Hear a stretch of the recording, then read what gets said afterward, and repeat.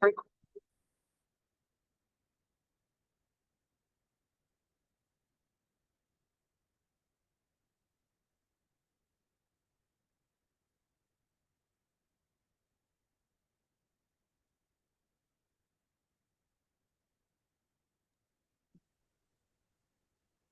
everyone. I'm just trying to check, do we have critical mass of participants before we begin?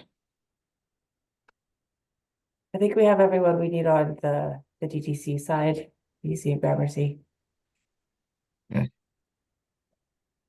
Good morning. Dan, are you on? Can you tell how are we doing on attendees from the elected? Yeah. I think that we can get started.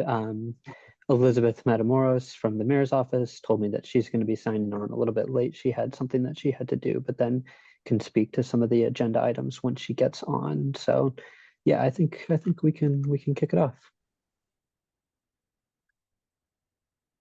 So I guess I'll just begin by welcoming everyone. I'm State Senator Brian Kavanaugh.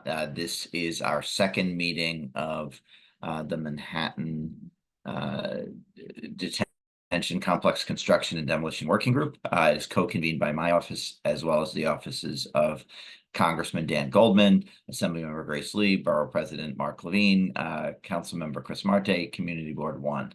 This meeting, as are all the meetings, will be recorded and posted on our websites.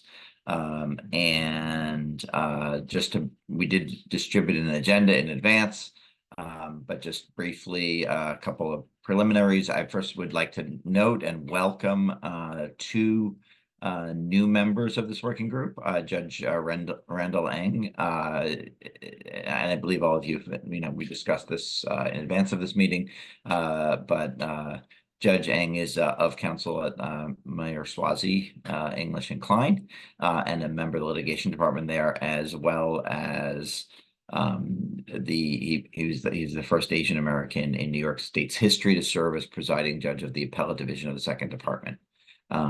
And he has been a member of the Lippman Commission. And we also have with us Donald Sang, who is owns the building at 87 Baxter Street, which is in the ambit of buildings affected by the demolition construction. I won't go into all of the sort of overview of the details of this, but just since this is only our second meeting and since it is recorded and there may be people tuning in for the first time, the purpose of this working group is to address issues directly related to the demolition and construction of the jail site. It's to provide updates regarding the demolition and construction activities with an emphasis on efforts to minimize negative impacts on the surrounding community, updates on the environmental issues and monitoring, and time for community and stakeholder discussion. It is not, as we noted last time, a sort of a general forum to discuss criminal justice policy or the sort of wisdom of constructing a particular jail, a particular site. So I think let me just offer if any of the co-convening offices want to have any preliminary comments or remarks. I would invite any of them to do that now. Okay, so hearing none, I think we'll jump right into the main agenda, starting with any updates that DDC would like to provide regarding the status of the project. Thank you, Senator. Great introduction. And welcome everyone to the second working group meeting. So yeah, we can start with, I think you basically just handled our first couple of agenda items. Thank you very much. So we'll start with the third one, which is the status of the independent monitor that the community requested and that DDC committed to opening a procurement for. So there were two procurements that were opened over the summer for this. DDC did not receive any proposals by the first deadline, which was at the end of July. Re-extended that deadline, did not receive any proposals the second time around. So again, we are committed to putting forth, a best effort and trying to make this happen. So we reopened the proposal for a third time. That was re-released on August 30th, and the deadline for submissions for this round is September 12th. So on a couple days from now.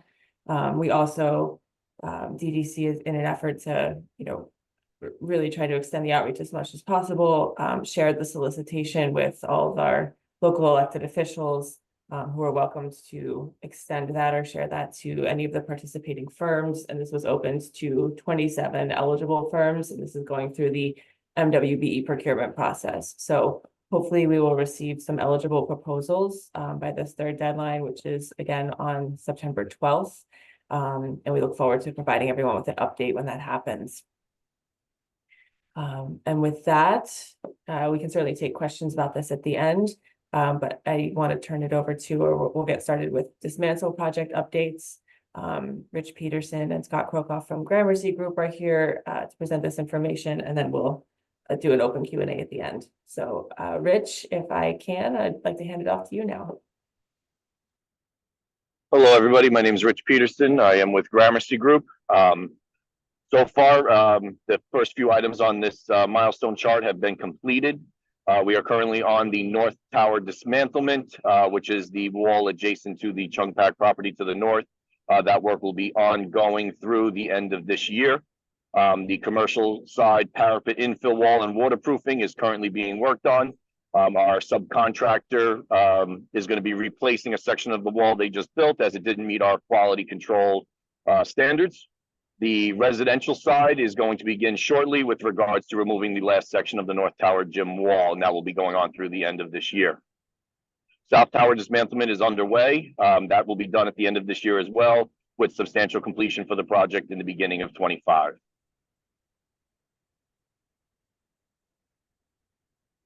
On the left here, you can see the South Tower dismantlement progress. You can see it has about halfway from the top to the ground, and has been ongoing. And on the right side, you can see the scaffold, which has been erected on the North Tower gym wall adjacent to the Chung Pak South wall. Chung Pak residential side, the North Gym wall, water removal and waterproofing of the building. The pre-construction survey has been completed. We are working adjacent to 3 apartments and 2 floors of the Charles B. Wang Community Health Center throughout this process. And our methods and procedures is in with DOB, and we are waiting for approval before we start the work.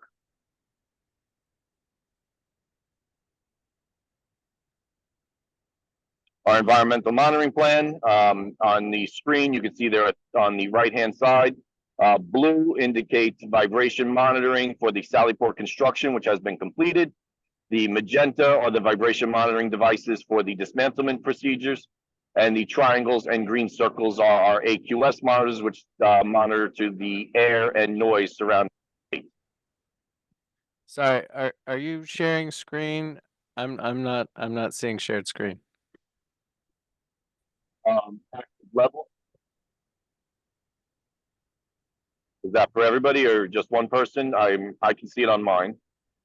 I can see I see it. I can also see I it. could see it. I see it. So we can pause for a second. Zach, was that you who said you couldn't see it? Yeah. Zach, yeah. Shelby, why don't you try sharing and resharing? We'll see if that works. And then Zach, if it doesn't, the best thing to do is to exit and then rejoin the meeting. But let's Yeah. try it on our end really quickly first. I'll do both.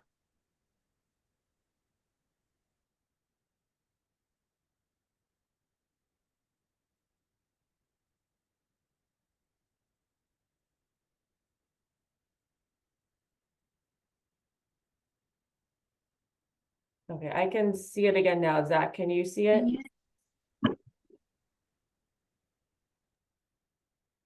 I think Zach said he's gonna drop off in a bit. Oh, Zach may have popped off to try. Okay.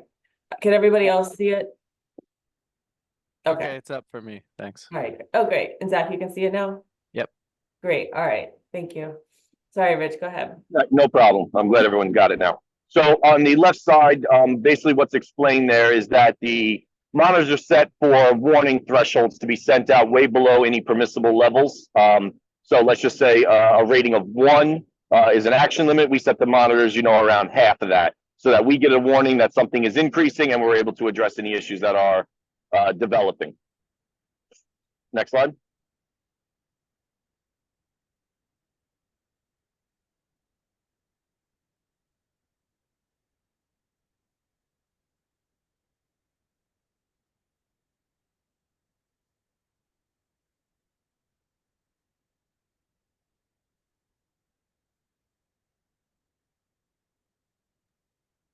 Can you see it? These are some photos of the air monitors and vibration monitors. Well, these are the air and sound monitors.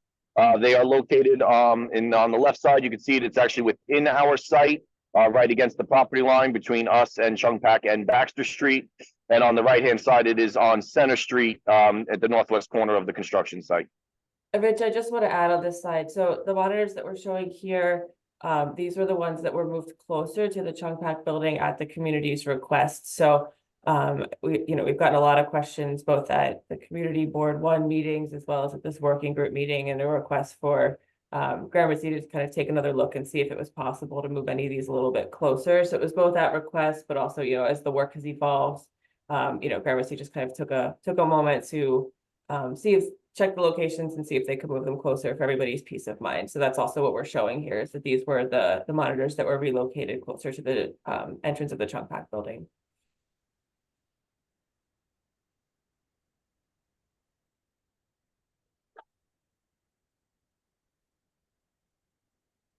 You can Next go slide. now, Shelman.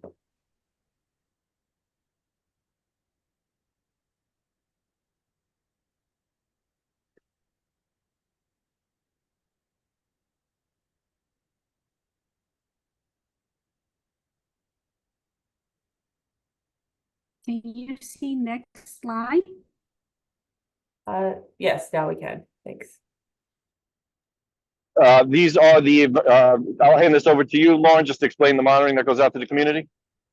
Sure. So this is just a snapshot of some of our monthly monitoring reports. So those of you who are familiar and have been to our website understand that we publish these on a monthly basis. So this includes both what you see on the right-hand side is a summary sheet that provides like an overall synopsis of the monitoring. So how many, if there were any action levels or exceedances in the month, and if so, what caused them. Sometimes the machines record exceedances that happen during non-working hours, or times that were not caused by construction activity, and some of them may have been. So this is an evaluation of what caused the exceedances if they occurred, and what Gramercy did if they were related to construction activity, what Gramercy then did to mitigate that and to bring those levels back down. And then what you see on the bottom left here, so these are the actual data printouts. This is the raw data that comes out of the machines, and these are also included in all of the reports so people can see for themselves what the data is showing.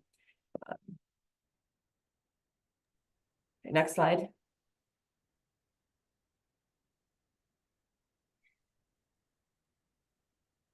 So environmental monitors check up on the frequency. So we have daily monitor checks on the site. Technicians come out every several days. Oh. Jump in if you bounce back. So they come out several days a week to check in, ensure all the monitors are running, replace any batteries that need replacing to ensure that it's functioning fully. And the CCL is able to check the monitors in real time if the community members have any air quality, noise, and vibration concerns.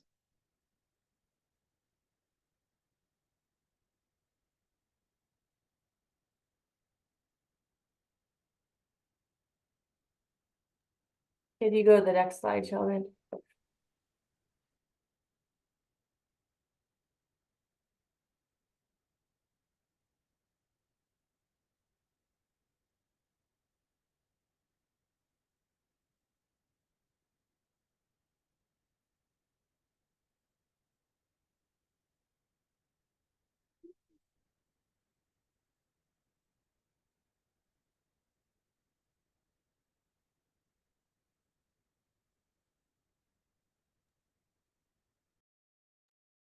Sorry, everybody. It seems like we're having a little connectivity trouble. All right, thanks. We see the next slide now. Go ahead, Rich. Now I can't see the next slide. It's buffering.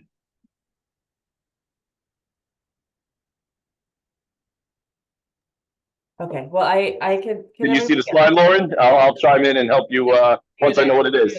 It'll load in a second. So this is our summary of environmental monitoring updates for July.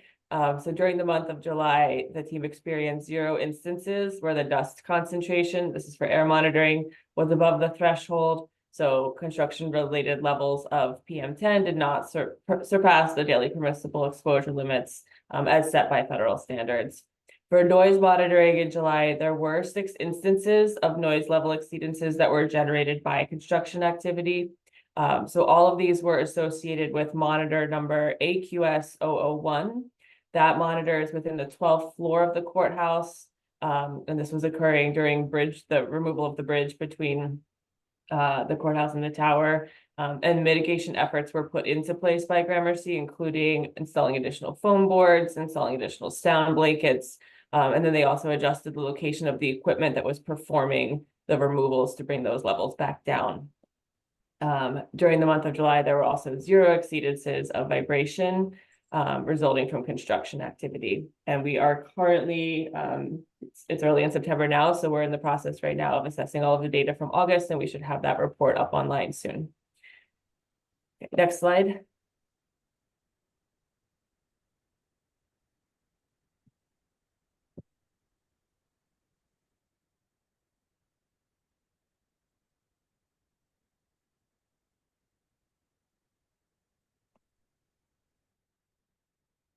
Okay, so community engagement and resources, Shaman, you could just jump to the next slide.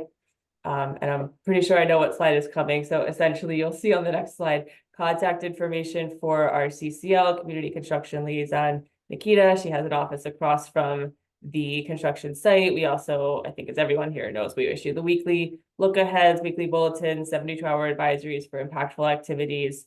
So if anyone is here in this meeting and is not on the list and wants to be, or knows any friends and family who would like to be added to the list, please just drop Nikita a line. Again, her contact information is on the screen here.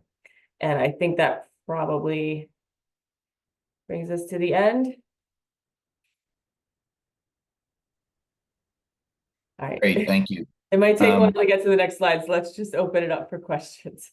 Okay. Okay, before we wanted to get I think we also have an update coming from the deputy mayor's office, but I think Elizabeth was held up at another event. So is anybody else gonna do that from the mayor's office, or should we just wait for Elizabeth and go to Q&A on the presentation so far? Okay, hearing that, I see Tammy Meltzer, you have a hand up. I do. I appreciate, as Zach requested, if you could send the outreach forms to the independent monitor to CV1. Tammy, That would be- I'm sorry. The audio is really bad. I can barely hear you. All right, hold on one second. He's asking for the independent monitor RFP to be sent to us at CB1, and we can help push it out. Okay, Shelbit, is that something that DDC can do? I don't want to speak on behalf. I think it's probably okay, but All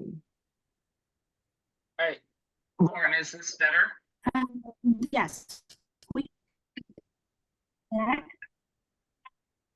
okay. I think Shelbit, your audio is a little choppy too. I think what I heard was confirmation from Shelbit at DDC that yes, we can send that solicitation to CB1 as well.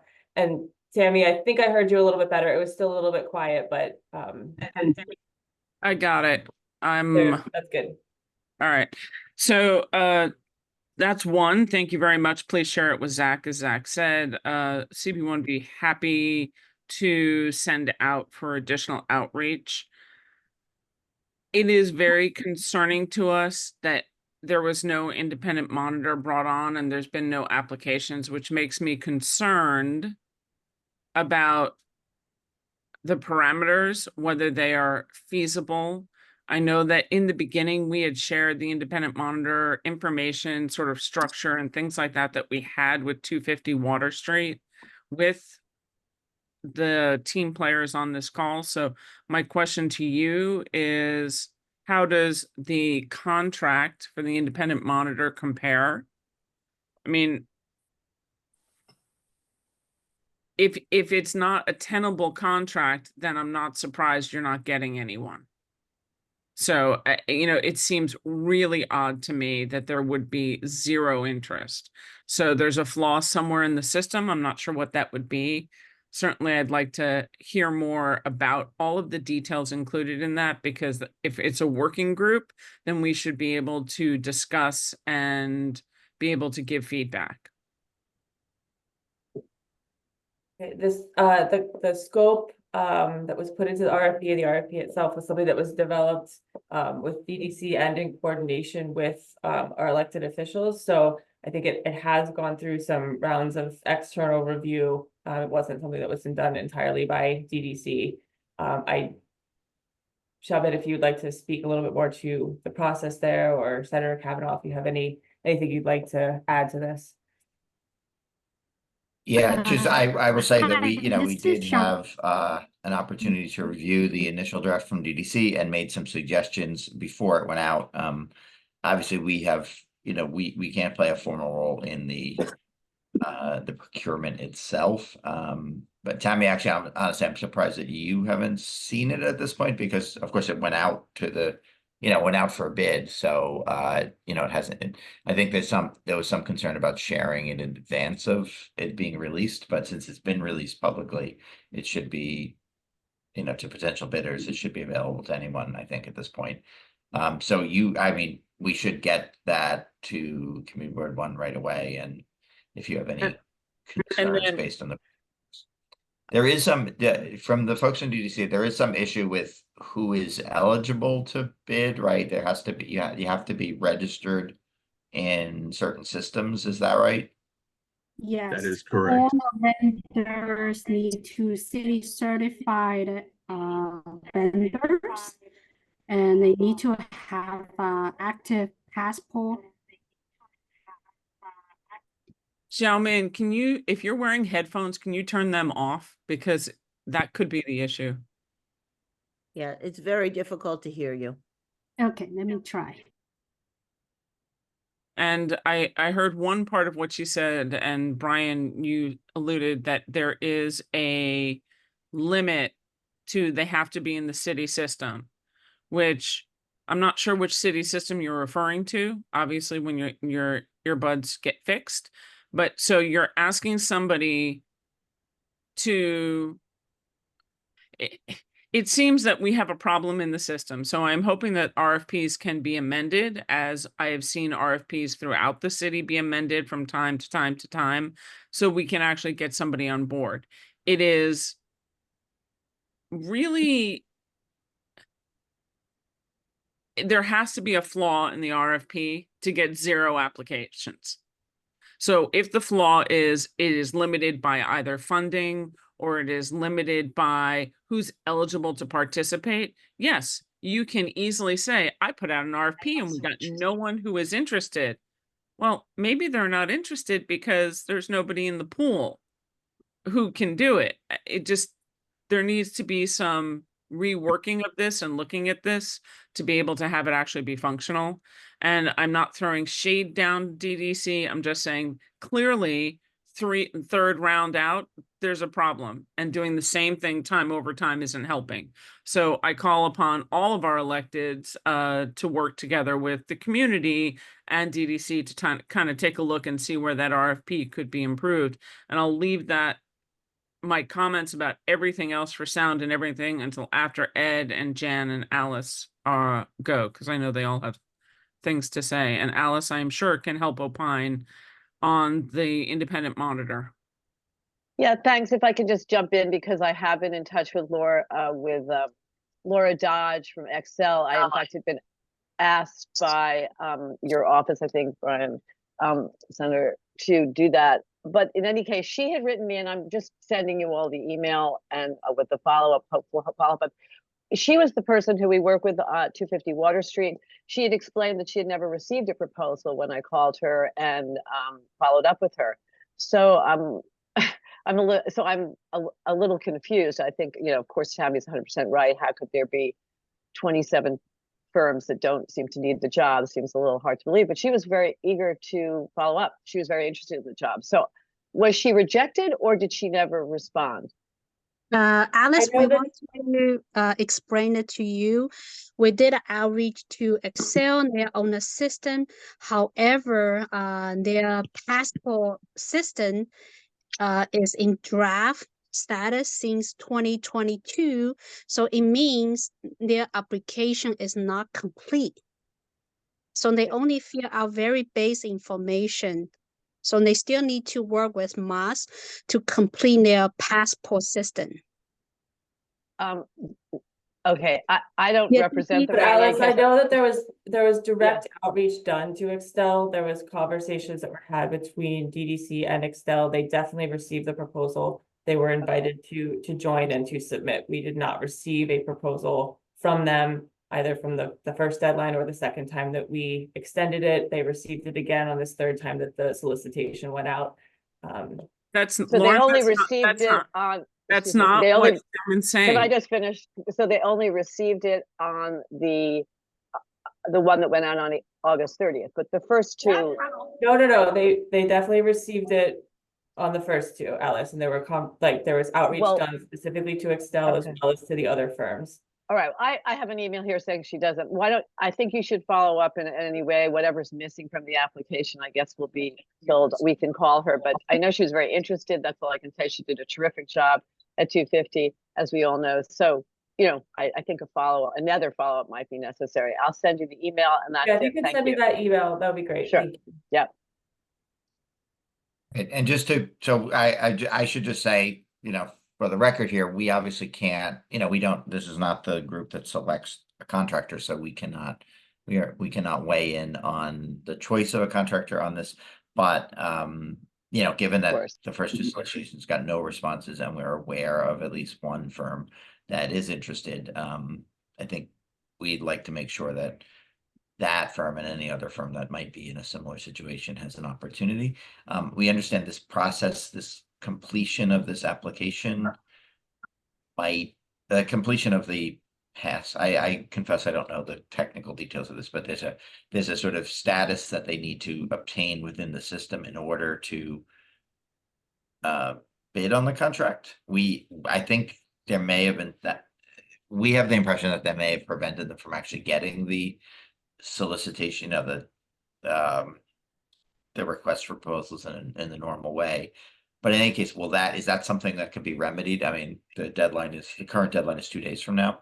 Will the city be able to do its part to make sure that that bidder or anybody else who's trying to expedite their approval and get into the hopper as a potential recipient of this contract? Is that something that can still happen? Jeff, I see that you joined. Is that something you could speak to? I'm not sure what that I think DDC can do to expedite people's process in the passport system. Yeah, hi, it's Elizabeth. I don't know if it comes up with my name in the car. Can one of the teams send me that vendor's information? So I understand they're not currently registered to do business with the city in passport and they're working to register now. Is that correct? I think I might have joined halfway through. Oh, Elizabeth, yes, this firm has a draft status in passport since 2022. And when we sent out third round solicitation, we also advise firm that if they have any issue, they can contact MAS hotline, and there's also passport hotline to follow up with MAS. Yeah. Yes. I think just because it is 2 days, if you guys send me the firm name, I'll send a note to Mox to make sure they take a look at it because of this tight turn. Is there a way to extend the turn, Elizabeth? I mean, we are working to try and get this accomplished. Clearly, there's a flaw in the system. At this point, I mean. So I don't know what the issue is, right? I don't know if I don't know. It doesn't make a difference what the flaw is. It just makes a difference that this is the third turn and we've uncovered, we haven't met as a group. This is our third shot at the RFP. I'm asking as the community member where the city approved, if we could get the deadline extended simply because we want it to work. You need to kick through some of the issues that are happening. That can't happen in 48 hours, especially considering what tomorrow is. Yeah, I mean, I think that seems reasonable, right? Extend this deadline and ensure someone from Mox reaches out to this vendor directly, because I was a nonprofit for a while, and I know sometimes that back and forth doesn't work perfectly. So if somebody from Mox reaches out to them, we extend the deadline a little bit, then I think we have an actual chance of getting this fulfilled.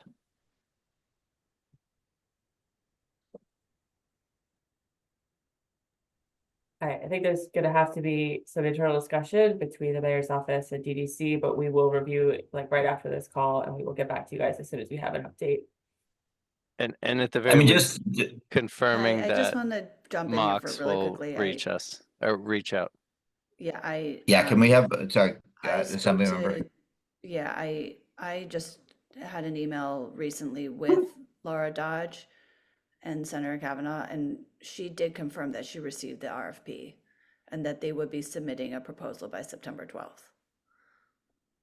So, and I think that That's great. that communication came after the communication that she had with Alice. Alice and I were just trying to compare dates to see. So, but Thanks, Grace. Right, but Elizabeth, just, yeah, I will connect you with Laura and her team so that if there are any questions or concerns, they can just ask you directly, since That's really great. That's really great news. Thank Thank you. you. right, so just that, I mean, just to, not to put too fine a point on it, I think we've got it, but there is this concern about whether they're properly registered, and there's an intent to submit, there is, but there is this issue. I believe there is still an outstanding issue with the manner in which their application to be a submitter is not completed. So if, again, to Tammy's point, if we need to extend this or reissue in order to get a contractor in place, we should do that. But if the issues with the system can be resolved and, their bid can be submitted by September 12th, that's, I think, the optimal solution. So we would appreciate if the folks in the city could just do what's necessary to, again, to ensure a fair and expeditious opportunity to respond. And maybe let us know what the outcome of that conversation is after this call. Hi, this is Senator Jeff Margolis. Yes, we are happy to speak with Ms. Dodge. I think we have communicated with a few of the folks from Excel, but we're happy to speak to them again. I know Alice mentioned an email. If you want to send it over, we'll reach out today. Yeah, I will say our office only became aware of this issue with the not being properly registered with the system in the last couple of days or so. So I think that we had gotten assurance that they and others had an opportunity to bid, but it seems like they may not suggesting anybody avoided reaching out to them, but that apparently that they were not in a position to submit it, and they were not able to submit an application as a result of this this process that needs to be completed. Correct. They never they haven't updated their application on Passport, which is the Mayor's Office of Contract Services system, which is what we use to procure everything in the city. So until they do that, they're not eligible. But there's a hotline. We can guide them however we can if they reach out to us again, and we'll do that. Okay, we'll we reach out to appreciate them that. as well. Again, I'm sorry. I just want to suggest that Mox reach out to them. I've been on the contractor side with nonprofit. I've been on the city side. The number of times that the finger pointing goes like this is about 80%. So I really think Mox should reach out to them. That's the fastest way to get these done.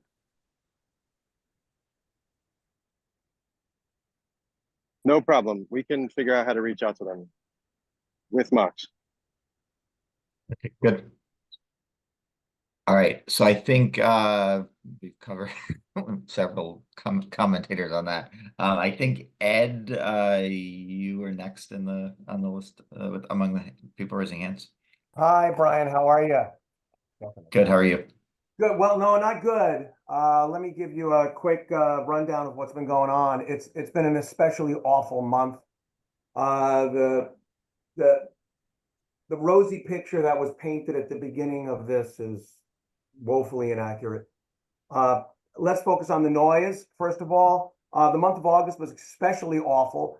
I want to kind of explain, and for those of you who don't know, my office is in the Chung Pak complex. I'm right behind all the demolition that they're doing. It's pretty bad. Jan Lee was kind enough to give me a noise meter, and we use that now. Thank you, Jan.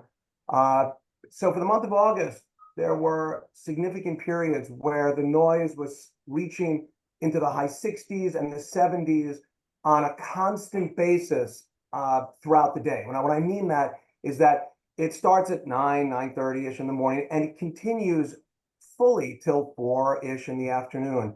And it goes, it doesn't stop. It's not like a quick little burst and then it stops. It's just constant and it's droning. It's like being next to a jackhammer.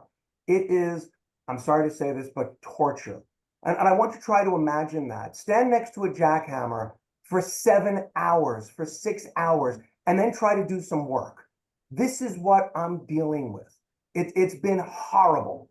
And I want to put this out there to the city of New York, the state, the federal government. I'm feeling abandoned here. I'm feeling angry. I'm feeling alone. I can speak, I'm sure, for the rest of the Chung Pak tenants. This has been a terrible situation. I don't see it getting much better, although thankfully the last week has been pretty good. But it's torturous. My staff is going nuts. We're going nuts. We had to close down the entire backside of our office that's closest to the walls. It's untenable, and I'm not hearing any good solutions.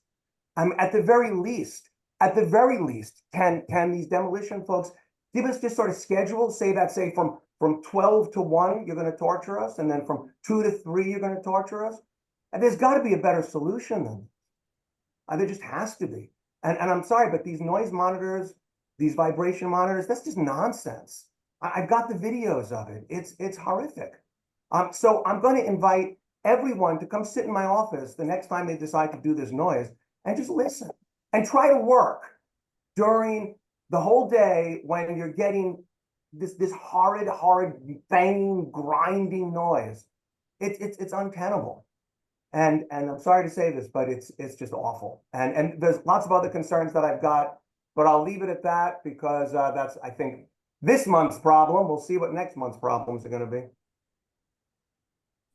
And I could vouch for what Ed is saying. I personally visited at one of the times when noise was, and I agree that the entire back of his office is not usable, and that greatly affects his work. And we're reminded of the work that his office does, which is primarily working with immigrants trying to not be deported from this country. So I know that there's some issues, particularly with timing, that his office has been inundated, but I know that they're not able to do their work. And, certainly I was there. Although it may read lower on a decibel meter, the type of vibration that goes through the walls actually goes to your skull and your spine. And hours of that is just, his employees cannot work like that.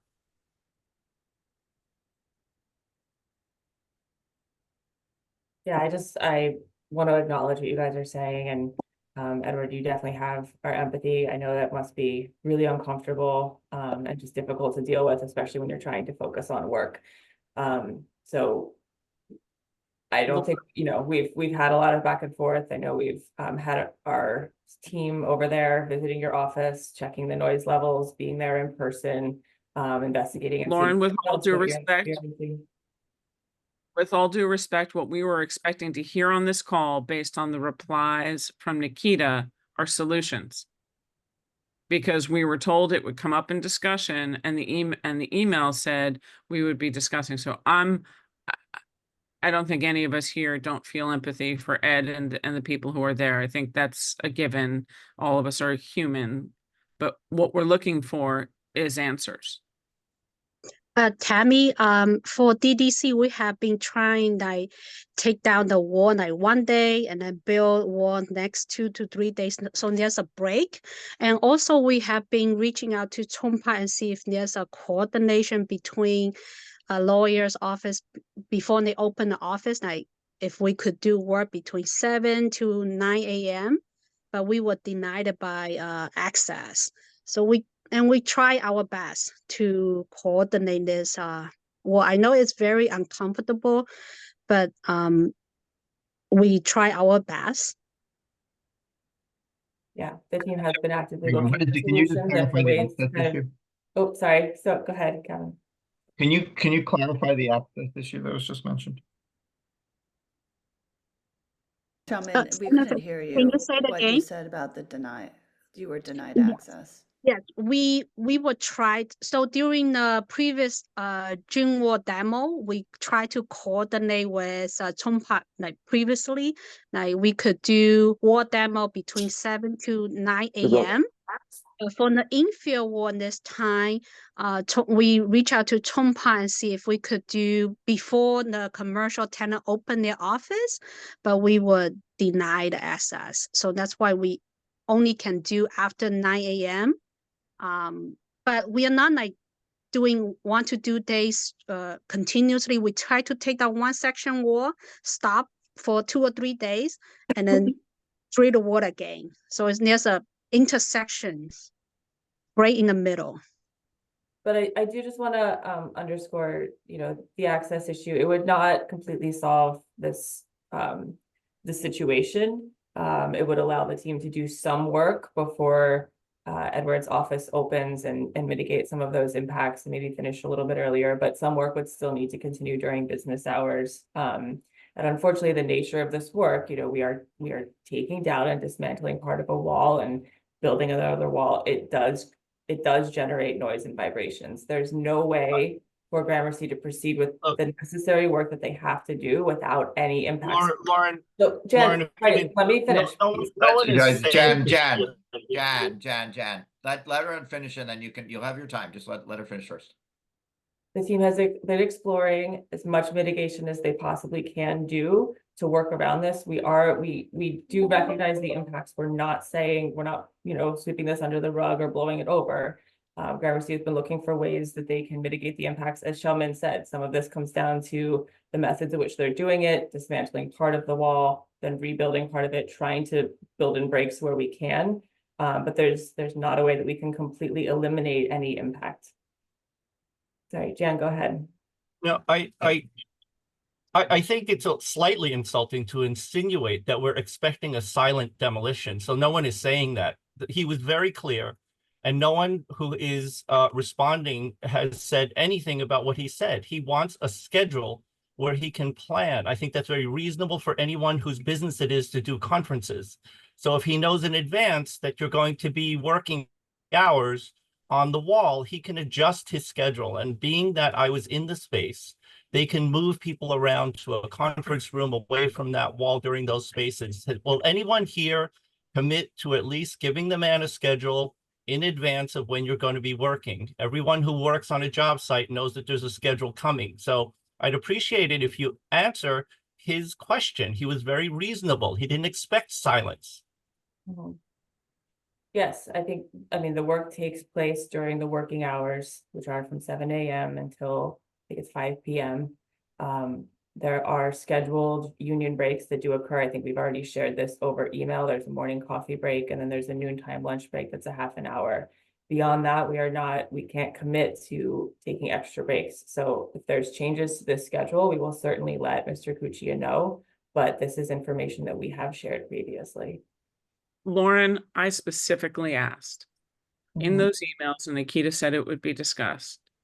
Is the project running on time or delayed? We asked the details. I don't, it's, I would say disrespectful that I would have to go search and chase down the public documents from the city to understand, right? But the question was in the emails, beyond the schedule, if it was possible. You're saying you can't work from 7 to 9 because Chung Pak won't let you in. So then what we asked you was, is there a longer period during the day, during normal business hours, that could be a solid break other than just lunch hour, because I'm sure Mr. Kucha and his team also would like to take a lunch hour, that could be added into the contract if you're running on time, that doesn't incur additional costs for the city, which I understand the city would say, we don't want to pay for additional costs. But there's usually a buffer zone in any said project. And so the question that we're having is, would there be a possibility to add an hour a day every day to allow him to be able to have clients? Or the second question was, if that is not possible, let's talk about alternative work sites that perhaps could be utilized for Mr. Kucha and any of the businesses that could be scheduled, that they could meet clients that are not in that building, that the city should be able to provide. This is not just a one and done conversation for now. We have a giant building project if it ever gets done. And you're talking about ruining of businesses. We've had a childcare center, a senior center. Move, go, leave. This is not how you support community and work together. We're here as a working group. So I really would like to hear more than the printed schedule, but the other two parts that we asked that were going to be, I thought we were going to get information from on this call, because we sent very detailed, specific questions. Thanks, Sammy. Thanks for raising those. We have checked internally. It is not feasible for this team to build in like a longer project timeline. DDC is mandated to complete this project on time and on budget, and needs to move forward with the work. As far as the second question with alternative work sites, Elizabeth, is that something we can discuss and explore beyond this call?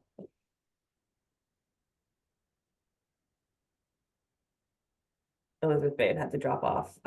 So we will continue these conversations. Sammy, that's not something that DDC can enact. Lauren, I think my frustration and concern is an email directly from Nikita saying, we'll discuss it here. So here we are expecting to have more than a report, to have really a full-throated working group discussion back and forth. So we're not having, arguments at a community board meeting coming up. We're not having this. That's what this group was supposed to be. I'm really quite disappointed that I understand the city wants to finish it on time. Every contract has a completion range. It's not done by December 31st. It's done by, and then there are contingencies beyond and beyond and beyond. So I'm a little stunned that to be told, well, we'll discuss this and we'll answer your questions at the meeting. And at the meeting, I'm being told, we'll answer your questions at another time. Lauren, can you just articulate if the idea is that, I mean, this especially noisy, disruptive work isn't continuous, recognizing that, you can't run a construction site, on perfect clockwork timing, but isn't there some possibility that it could be some portion of the day that this particular work isn't occurring, and that the tenants could be notified of that, even if it varies, at different days depending on where you are on the project, without raising the question of delaying the project, the end date. I mean, it seems like it's not continuous, so it has to happen at some times and not at other times. Sorry, I'm not sure it's beyond the sort of scheduled breaks, again, that we that are in accordance with union rules that we've put into place and shared previously. I don't think we can share like when. I'm sorry, I'm not sure exactly what you're asking for. I think Zalman was suggesting before that there has been some effort to have this work not be continuous and do kind of building work at some points and demolition work other points. Maybe I misunderstood that, or others did too, but it sounds like this work is as it stands now, all of the working hours that are not union breaks are not taken up with this particular kind of work. Is that, I mean, you all I are heard that as everywhere. well, that it was like 1 day demo and then 2 days building or something like that. And so it's that's the clarity that the community is asking for, is like, what are the loud days going to be? Or the loud Okay. hours or whatever, Yeah. whatever, you know, advanced understanding of what's going to be going on could be provided, I think would be helpful. Okay, we'll loop back with Gramercy. We'll see if it's possible to share that. What I want to caution everyone is that things change in real time in the field. And I don't know that we can commit to saying, you know, this exact thing is going to happen at this hour.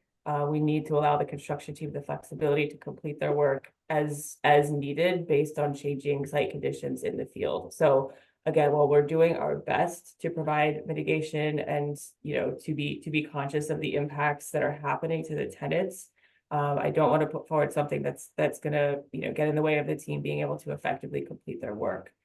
So we'll go back, we'll loop up with the team and we'll see if there's something that we can share as more detail than the schedules that we've already been putting out and sharing, but I don't want to necessarily commit to something that's really not going to be feasible. We don't want you to commit something that's not going to happen as well either. Can I just raise the question? Is starting at 7 a.m. desirable? And what is the, do we have an understanding of the basis for denying access for the 7 a.m. to 9 a.m. stretch? I want to see Gramercy if I think Rich may have had to hop off by now, or Scott. I'm on, Okay, Lauren. you could speak to the access, like the 7 a.m. to 9 a.m. Concerns, and if that would be, how that would be helpful to the work and what the access issues are, if they've been resolved since then. Yeah, our access agreement with Chunk Pack essentially says we could gain access 9 to 5 or as agreed upon with Chunk Pack, right, management. So we had requested to get in there earlier in response to some of Ed's concerns that came up earlier in this meeting, to do the removals, to start the removals at an earlier time, which would mean, you know, 2 less hours of the noisier portion of work being completed before, you know, their office starts. So we had requested that. However, it was unable to be accommodated. So Because I think we do have Gary from Chunk Pack on this call. Is there any response from Chunk Pack on this issue?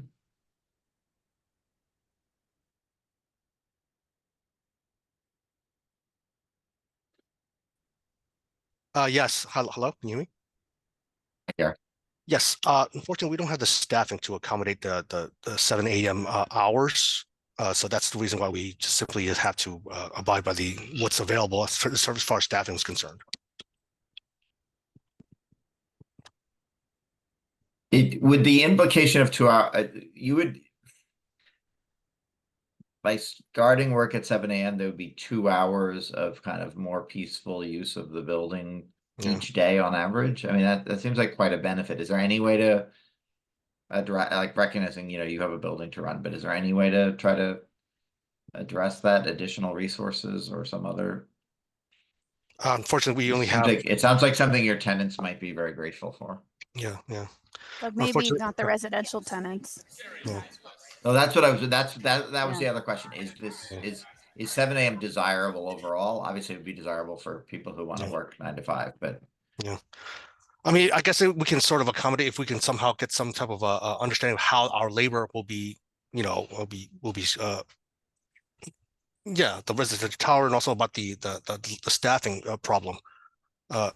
How will we get the staffing for this? I would like to know. I would like to speak with further more on this.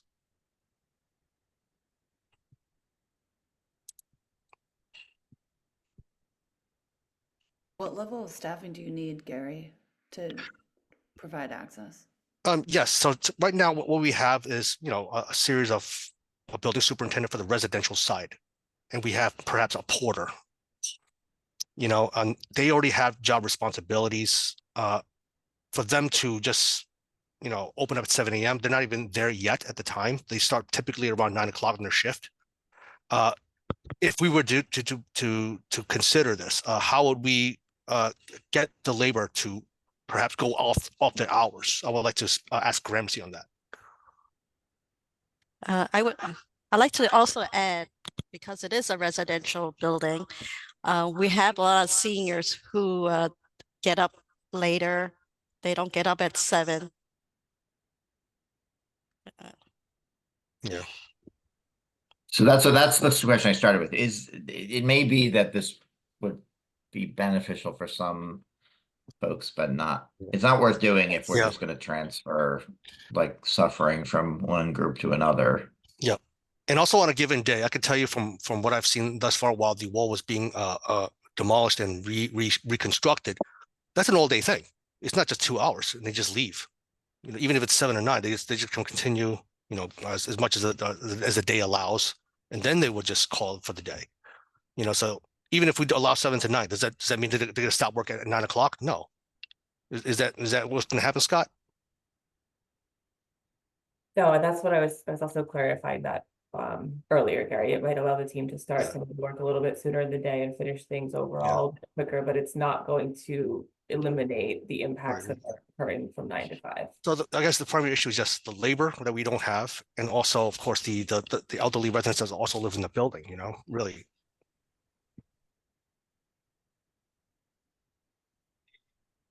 I mean, I think that's the reason why this the access agreement was written for the 9 o'clock hours to begin with. Is there a possibility of retrofitting his office from the inside? You know, there are some construction experts here, and certainly lead line curtains and things that have been used in discotheques, and we hear in SLA meetings on community board all the time that there are sound engineers that can work within interiors of offices and things. That hasn't been explored, hasn't been talked about. I think it's completely feasible. It's a matter of who's going to do it, who's going to pay for it, and when can it be done. Because having been in the space, I'm not a sound engineer, but I certainly believe that with the right amount of material from the inside, it could probably be alleviated, even if it's by 50%. So I think that that's a discussion that really should happen, and it should happen quickly. That allows you to go on with your work schedule, as since the schedule itself is not going to be shared with anyone, and it doesn't seem to be any future where you're going to share a work schedule with us. I think one of the things that could be explored, which is a realistic possibility in New York, is to insulate this even temporarily from the inside of the office.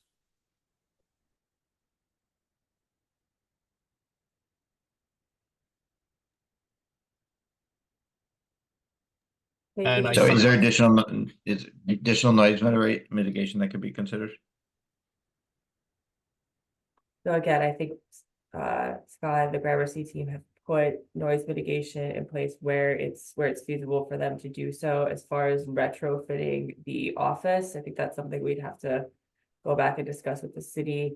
I know this is not an answer that's going to satisfy people, but that is, beyond the scope of Gramercy's contract or, DDC's mandate to do this dismantle and reconstruct the jails, but it's certainly something we can discuss further with the mayor's office.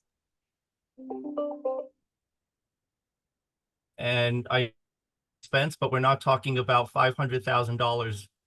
This is a matter of being good neighbors. This is a long project. We have years of this to go on.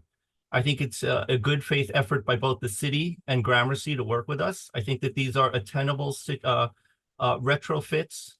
There are such things as movable curtains that are lined with lead. I think that these things could be talked about in a reasonable way. I think that Ed is being extremely reasonable, and so have many of the other neighbors. So we're not talking about building a new building. No one seems to want to move him to another office. That's not being a realistic possibility that any of you are talking about. So retrofitting the interior of 2 walls of an office building, I don't want to, give anyone here the opportunity to say that that is out of the realm of possibility in New York City. If this was anyone else in any other city, in any other part of the city, this would be done. So I would like to put that out there to our elected officials, that we must press for realistic solutions to these problems. That is a realistic solution. So these are outstanding asks. Now we've had the city has said they will review the issue of potential noise mitigation. I think, again, we would like to know if there's any possibility for visibility in advance on the schedule of when the most disruptive work is happening.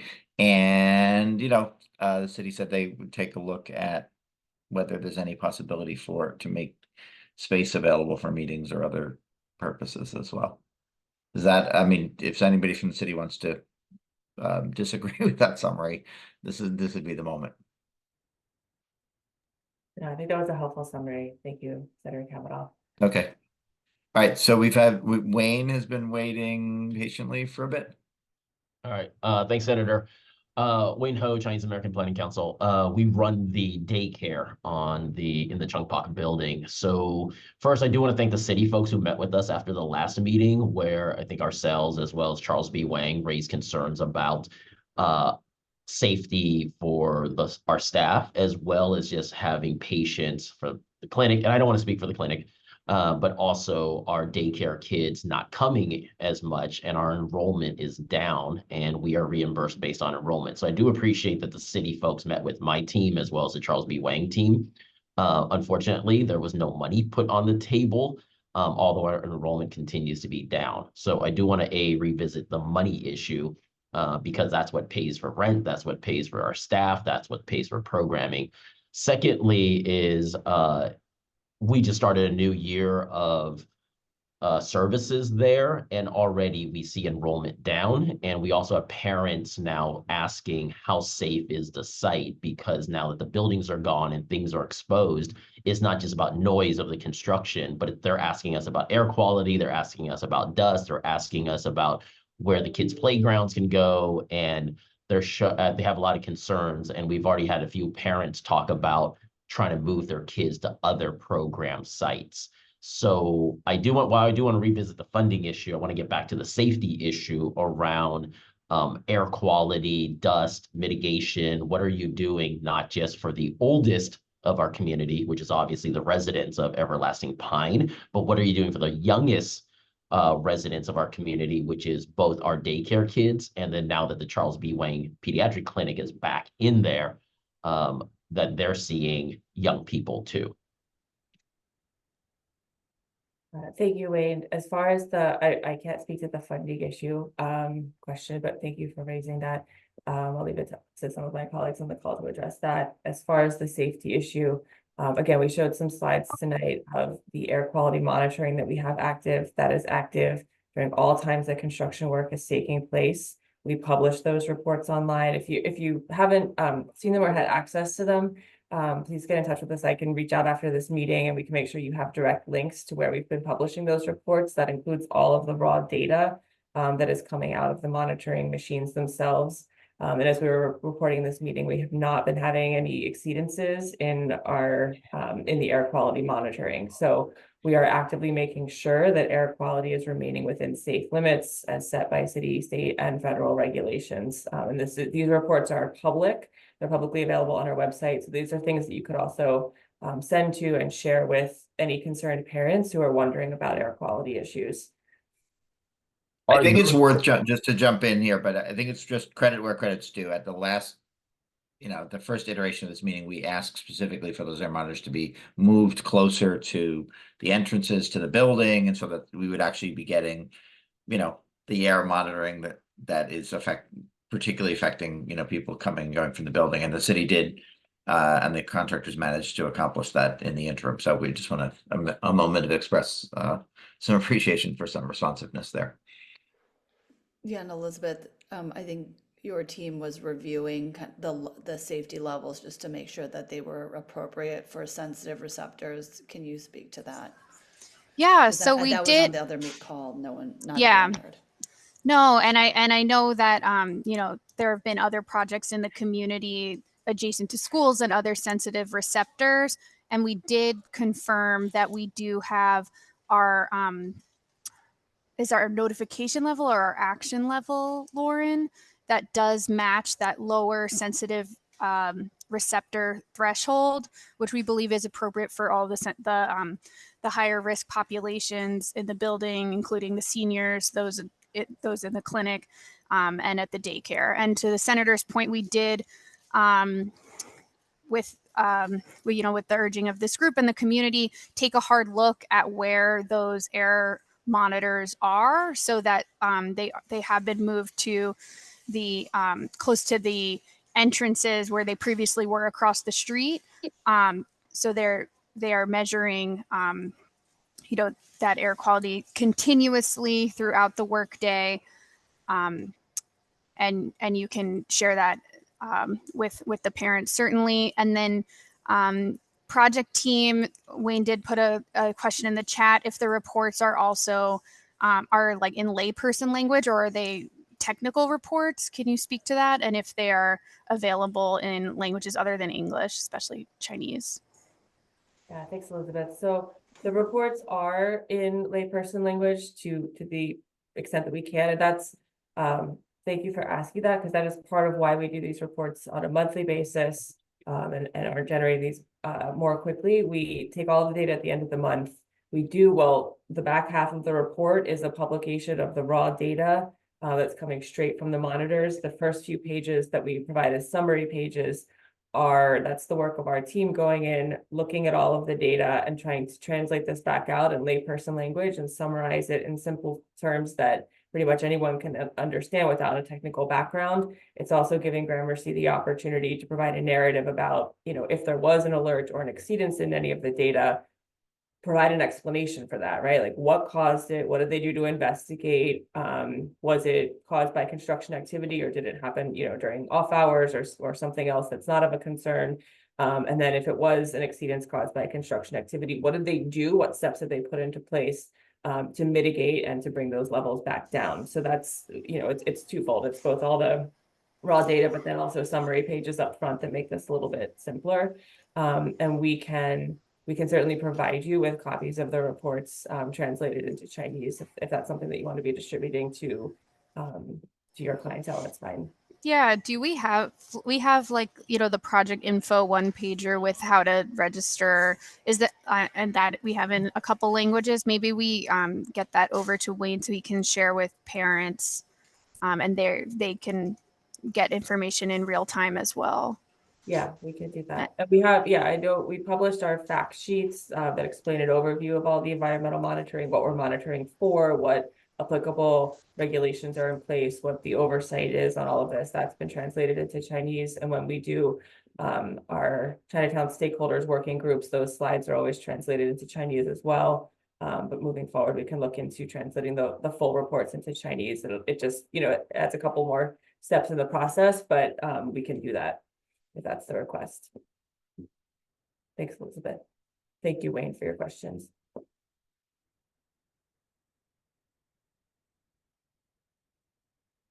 Oh, Senator Kavanaugh, you're on mute. Oh, forgive me. So Wayne, you're good. And again, just getting material that to Wayne's point. I mean, I think community people sort of expressing this in their own words is probably not the way to go. I think, people don't want to be the spokespeople. So if we can get, promptly get something that talks about air quality to people, if we don't already have it in Chinese, that would be really helpful. John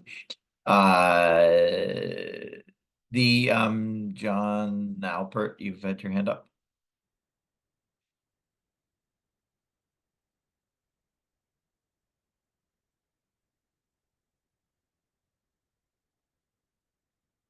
Okay, maybe John stepped away.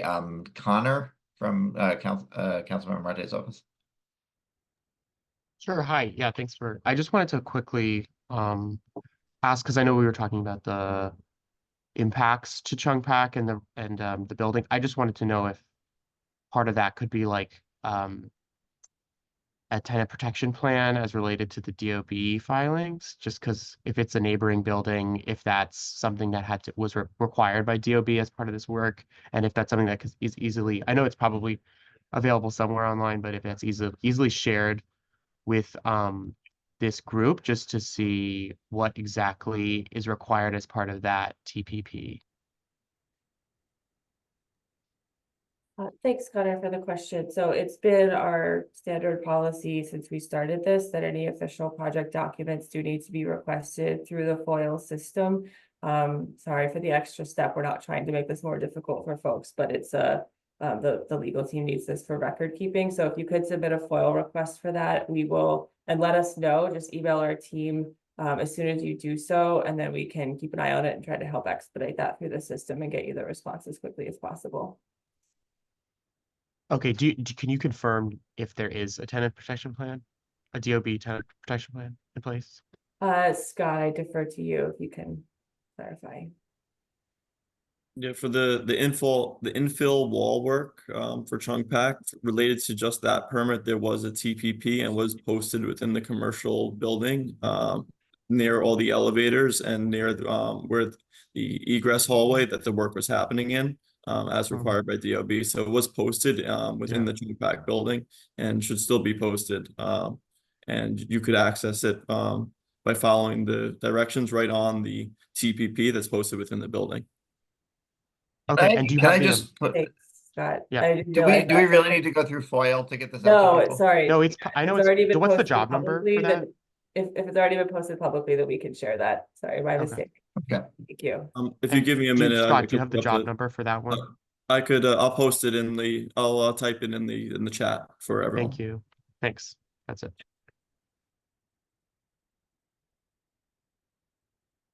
Okay, great. Jan. Thank you, Senator, and thank you for this meeting once again. I have a fairly simple question. Gramercy incurred a number of violations over the course of their existence on this project. And as we know, many of those were Class 1, the most serious violations that the DOB issues to construction. I would like to know the status of each and every one of those violations, whether they're open, resolved, closed, and also whether or not there's any new violations since we reported to the community board about the violations to begin with. And thirdly, are you changing any of your practices in how you have failed to report, which was one of the violations, is a failure to report incidents? So I'd like to know what changes you've made that have ensured that. And I bring that up because although it's not the same company, during the demolition of the Brooklyn jail, a man died and fences fell over and people had access to their job site. So we are of particular concern here that we're dealing with a company that has had multiple Class 1 violations, and we want to know what the status of those violations are and have you changed your practices so that we have a safe job site moving forward.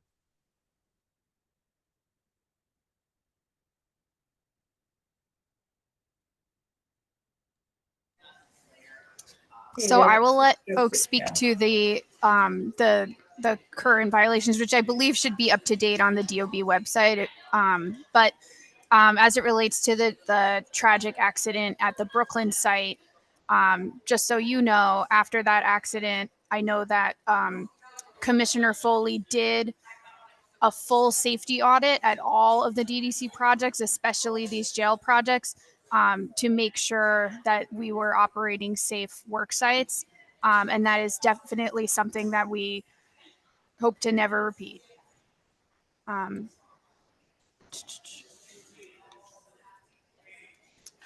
going to take that silence as enough information for the community. We'll take that back, that we don't have an answer with regard to the status. John, let's just, I also note that, this meeting was scheduled for an hour. We're 75 minutes in. We did have the Department of Buildings on until just a few minutes ago. So, we will, I mean, again, the DOB does publish the status of violations. We can look. Does anybody from the contractors have can do any summary of the status of violations? I don't currently have the status of each of the violations that you're referring to over the course of the project. You mentioned that there was one. I know there's one related to the Chung Pak wall, and we immediately addressed that. And the DOB even made a statement that there was no danger to the building, and we've made the effort. That's why you see this TPP and the work being had for the replace that infill wall. So if that's the one he's referring to, that's been closed out very months ago, and with conjunction with Chung Pak and with the DOB. Thanks, Scott. And as for any So we'll take the opportunity in the interim to confirm status of any violations and any outstanding with respect to this project in materials we'll send out. I hope that is encouraging that there are a lot of, I know there are a lot of community eyes on the project, but there are also a lot of city eyes on the project. Yep.